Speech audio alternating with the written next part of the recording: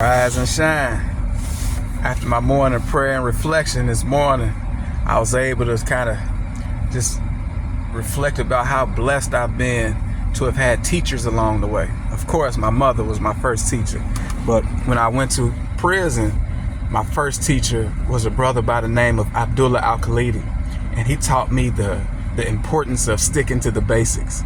I remember I used to come to his cell with these big old books, and I was so excited.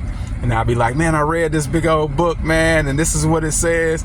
And he would be like, let me see it. And I'd give him the book, and he wouldn't even look at it. He'd put it on the shelf, and he would hand me a book. He'd be like, no, read this book. Make sure that this book is in your heart, and focus on your prayers. And like, still to this day, I stick to that. I understand the importance of getting the foundation of your faith in your heart, and because one day you won't have a book. You may not have a book around. But my second teacher, well, one of my teachers along the way, was a brother by the name of Muti.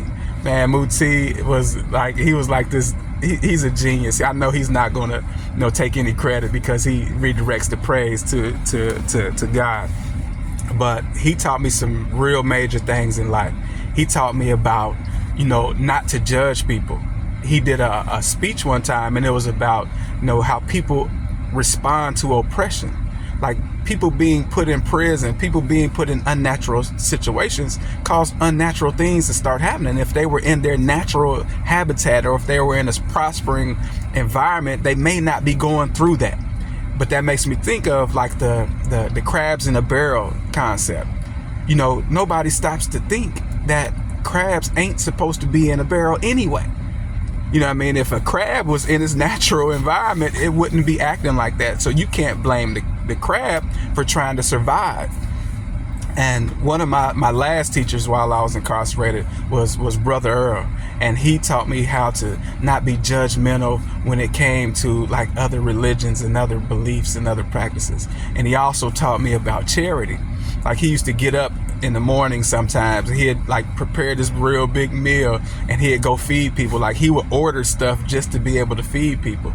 And one day I was talking to him, and in my young, arrogant self at that time, I was like, well, I look out for people.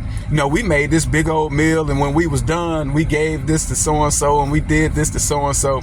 And I could see the almost like anger in his face. And he was like, charity is not your leftovers. True charity is giving out of the best that God has provided for you. But yeah, man, I'm just reflecting on how I was blessed throughout my whole life to have teachers around me, even when I did or didn't listen. I don't strive to be a teacher. I don't strive to be a leader. I strive to be a servant. I strive to be a student because I'm always learning. And, sometimes we will get so focused on being right. And I was wrong so many times. And there's a difference between being right and being righteous. So, you can be right from winning an argument or being the loudest one talking, or even everybody just likes you, so they say that you're right.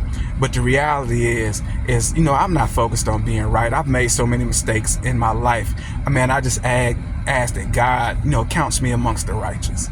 Peace and blessings.